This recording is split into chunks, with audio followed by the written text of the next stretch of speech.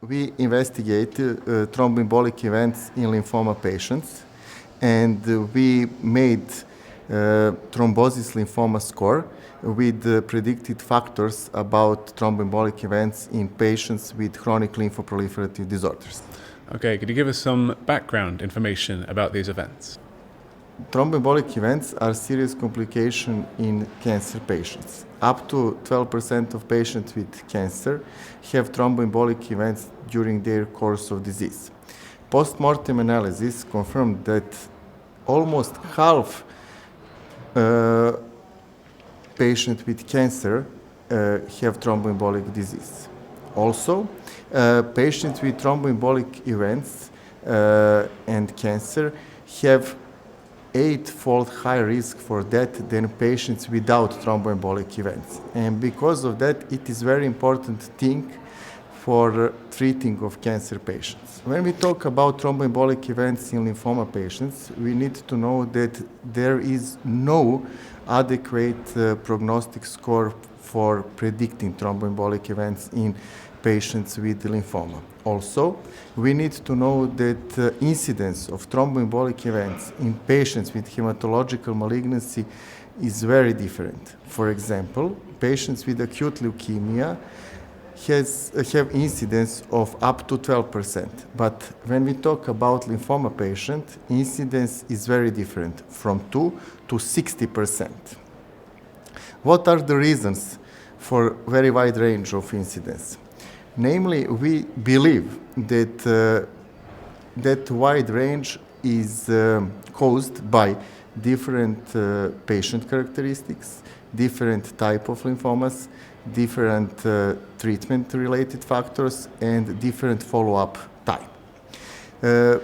Factors that predisposing development of thromboembolic events are tumor by itself, also infections, different treatment, and some acquired thrombophilic states. When a lymphoma patient has thromboembolic event, he needs to receive anticoagulant therapy. Also, his therapy for primary disease needs to be modified or interrupted. Also, patient on anticoagulant therapy has risk for bleeding. It's very important thing, and because of that, way of treatment of that patients needs to be changed. So that's what the score will be assessing? We analyzed 1,820 patients with chronic lymphoproliferative disorders. We analyzed the arterial and venous events during period from time of diagnosis to finish of treatment and 3 months after that. We analyzed patients from our institution, from Clinical Center of Serbia.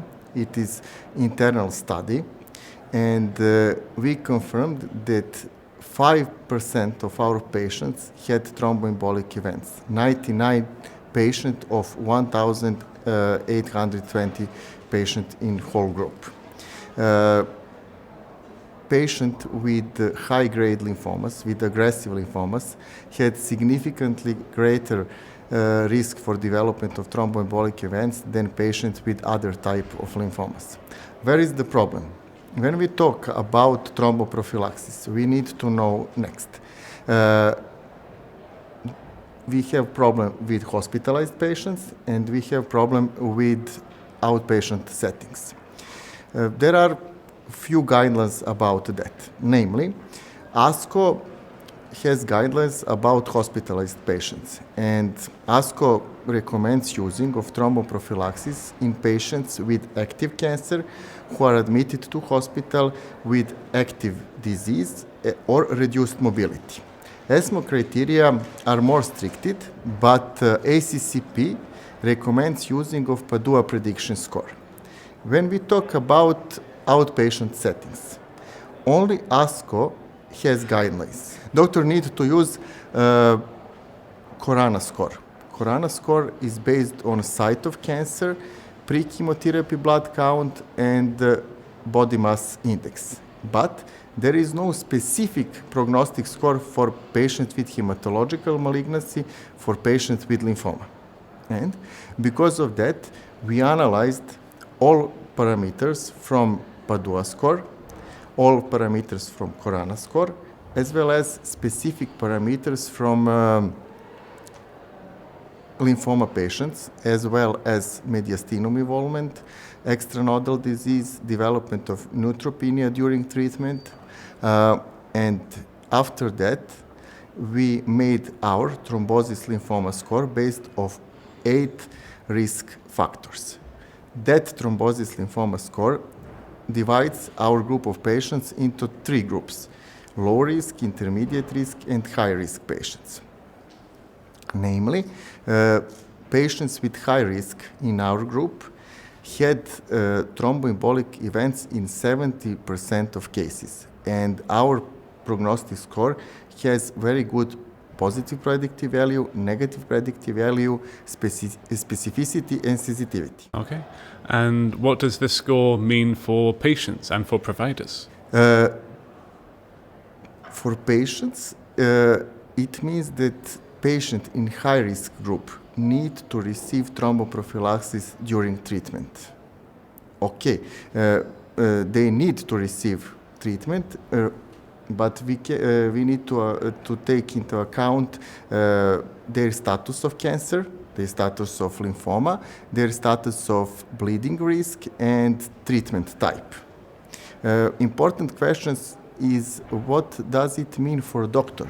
Many authors support claim that thromboprophylaxis is underused in patients with cancer.